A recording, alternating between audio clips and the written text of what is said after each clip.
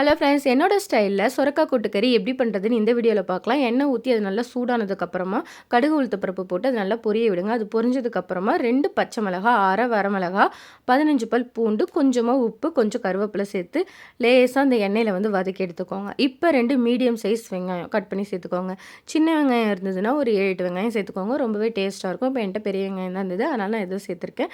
இது வந்து ரொம்ப வந்து வதங்கணும் அப்படின்லாம் அவசியம் இல்லை. லேசாக வந்து வதங்கினதுக்கப்புறமா தக்காளி சேர்த்துக்கலாம். தக்காளி வந்து 2 பழுத்த தக்காளி வந்து நான் சேர்த்துருக்கேன்.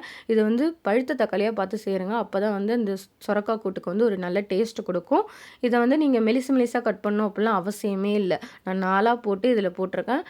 ஏன்னா நம்ம வந்து குக்கரில் தான் விசில் விட்டு எடுக்க போகிறோம். அதனால் இது வந்து ரொம்ப வதங்கணும் அந்த மாதிரிலாம் அவசியமே இல்லை. கூட்டுக்கு வந்து இப்படி சேர்த்தா தான் நல்லாயிருக்கும். இப்போ வந்து மஞ்சத்தூள், பெருங்காயத்தூள் சேர்த்து நல்லா இதோட வதக்கிக்கலாம். தக்காளி வந்து அதிகமாக வதங்கணும், சுருண்டு வரணும்லாம் அவசியம் இல்லை. லேசாக வதக்கினாலே போதும். இப்போ வந்து நம்ம சொரக்காய் சேர்த்துக்கலாம். நான் வந்து அரை சொரக்காய் எடுத்துருக்கேன். எங்களோட சொரக்காய் பெருசாக இருந்தது. நீங்கள் சின்னதாக இருந்ததுன்னா 1 எடுத்துக்கோங்க. இப்போ வந்து நான் ஒரு வேளைக்கு மட்டும்தான் இதை நான் செய்கிறேன்.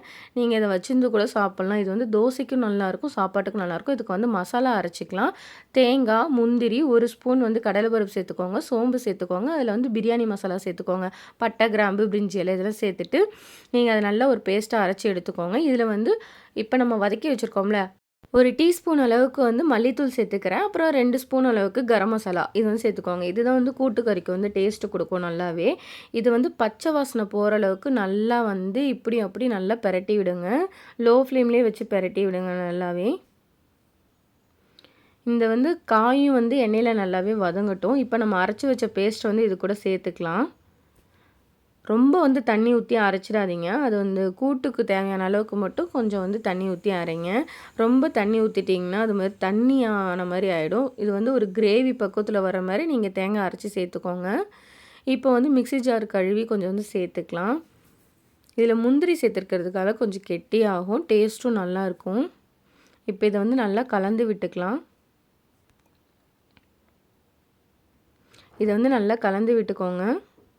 இது வந்து ஒரு கொதி வந்ததுக்கப்புறமா கொத்தமல்லி தழை சேர்த்துக்கோங்க. இதை வந்து மூடி போட்டு வந்து ஒரு 2 விசில் விட்டு எடுத்துக்கலாம்.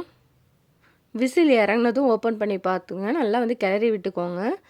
அவ்வளோதான், நம்மளோட சொரக்காய் கூட்டுக்கறி வந்து ரெடி ஆயிடுச்சு. இது வந்து சாதத்துக்கும் சூப்பராக இருக்கும், தோசைக்கும் நல்லாயிருக்கும், சப்பாத்திக்கும் சூப்பராக இருக்கும். நம்ம வந்து 3 in 1 யூஸ் பண்ணிக்கலாம். இது வந்து கறி குழம்பு டேஸ்ட்டில் இருக்கும் லைட்டாக, அதனால் டிஃப்ரெண்ட்டாக இருக்கும். சொரக்காய் கூட்டு பருப்பு போட்டு சாப்பிட்றத விட இந்த மாதிரி தேங்காய் அரைச்சி ஊற்றி பண்ணால் ரொம்பவே சூப்பராக இருக்கும். நீங்களும் ட்ரை பண்ணி பாருங்கள். இன்னொரு வீடியோவில் பார்க்கலாம். பாய்.